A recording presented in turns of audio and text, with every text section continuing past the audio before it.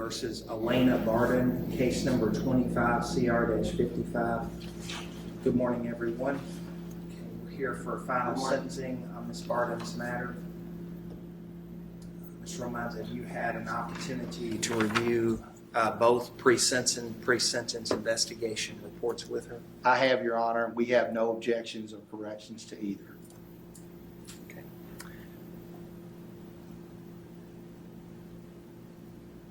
It's not right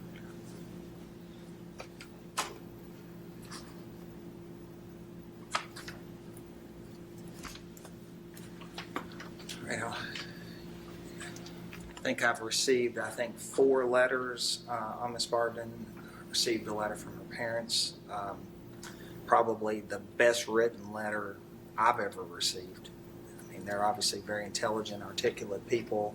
I received one from her husband. I received one from someone down at the jail, but involved with jail ministries. And then I received a 4th letter, the identity of which escapes me right now, but I read it. Anything you wish to say prior to the court imposing sentence? No, Your Honor. I think everything was, laid out in the letters as well as in the motions that we filed.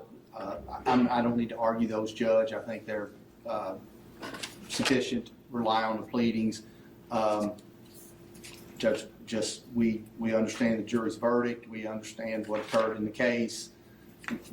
Obviously, the court sat through the trial. We still think there's certain issues with the case, obviously, being adult, being a minor, those type things. But the jury verdict was what it was. And we're prepared for the court's ruling, and we'll proceed however we need to.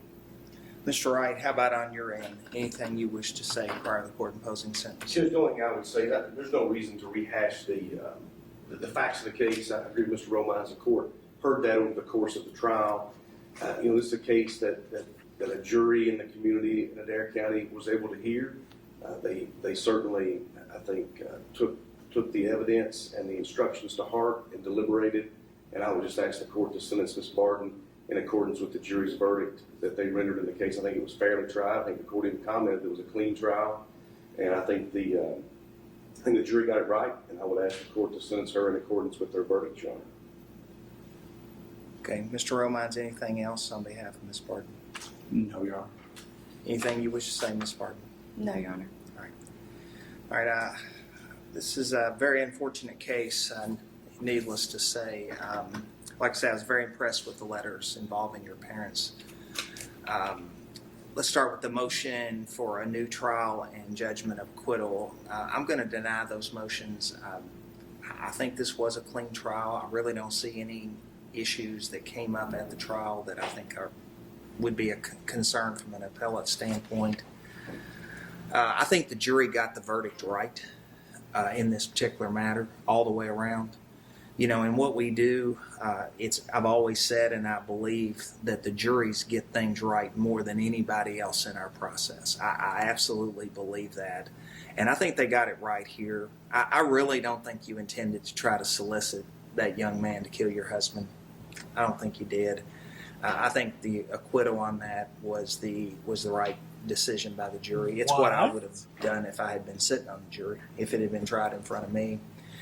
I think you were acquitted on various charges that you probably should have been acquitted on. And of course, I directed a verdict on 2 of the counts because there wasn't any evidence, I thought, to warrant a conviction. You sent 193 pages of letters, I think it was, to this young man. One of them got you convicted. 1 letter. The one where you basically admitted to the sexual contact with this young man, which of course triggered the other charge in this particular case. That's what got you convicted, and the jury was right to convict you of it.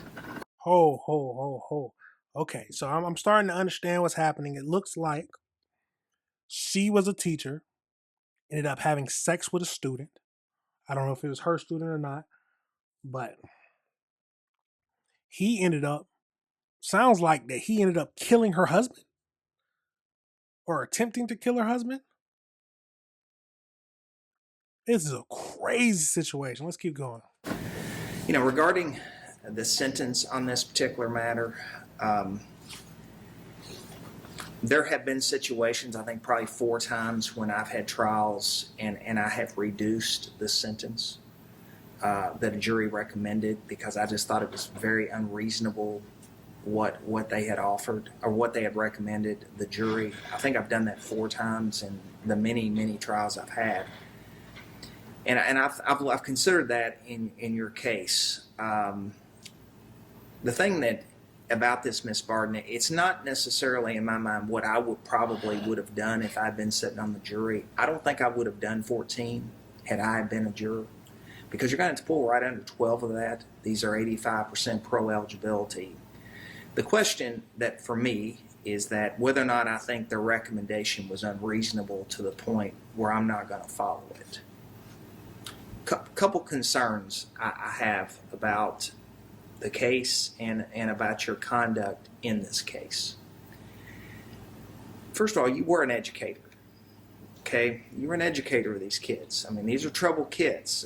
That's why they're there. I mean, you're there to set a better example. And the letters you sent, which, I mean, they were juicy. I mean, there were things you'd see in a XXX movie. Completely inappropriate, obviously, and I think you know that for a young man of that age. And as an educator, it was incumbent upon you to set a better example. My biggest concern is the fact, though, Ms. Barden, is that you were counseled to stop this, okay? We heard testimony from your supervisor, basically the supervising educator at the facility when you taught there, Brad Stevens. He pulled you into his office and said, hey, we're getting complaints. You're around this kid too much. You need to distance yourself from him. This is not a good look. You're going to get yourself in a spot here. I think that another witness, Jessica Black, testified that they actually moved this young man to another part of the building, another pod, so to speak, to try to get him away from you. And ma'am, not only did you not heed that advice and stop, it looks like to me you actually even doubled down on the behavior after that. And that's concerning. Oh yeah, she was down for it. She was down for it. Let's keep going. That's concerning. I know a lot of people in your letter talk about your mental health issues, that you've had issues with being bipolar, and I don't doubt any of that. I will say though, the 193 pages of letters, pictures, everything else, I mean, it depicts a very intelligent and articulate young woman who was clearly articulating her thoughts and desires to this kid. I don't doubt you have some issues, but it's just those issues aren't enough for me to not follow the jury recommendation in this particular case. I just don't find, even though it might not have been what I would have done if I were sitting on the jury, it probably would not have been. I don't find it an unreasonable recommendation, and so I'm going to follow it. So on the charge of sexual abuse, first degree, I'm going to impose a sentence of 4 years. On the charge of unlawful transaction with a minor, illegal sex act, child under the age of 18, I'm going to impose a sentence of 10 years. Pursuant to the jury's recommendation, I'm going to run those sentences consecutive for a total of 14 years. I'm also going to sign an order requiring you to register as a sex offender as required by law for 20 years. I'm signing the interpersonal protective order that would prohibit you from having contact with this young man. I think that is for a period of 3 years, I think, but Should be 10, I believe. 10 years, I'm sorry. Yeah. I don't really see that as being an issue, but you are under a court order to have no contact with him for that period of time. And obviously, I'm going to waive your fines and costs on this particular case based upon the sentence. Ma'am, I wish you the best. Absolutely crazy. Let's pivot over into this video. So I found another video just because I was looking. So let's get over into here exactly what she was doing. So let's go over real quickly. So let's get over into it. It's just a little short video just to tell us a little something else.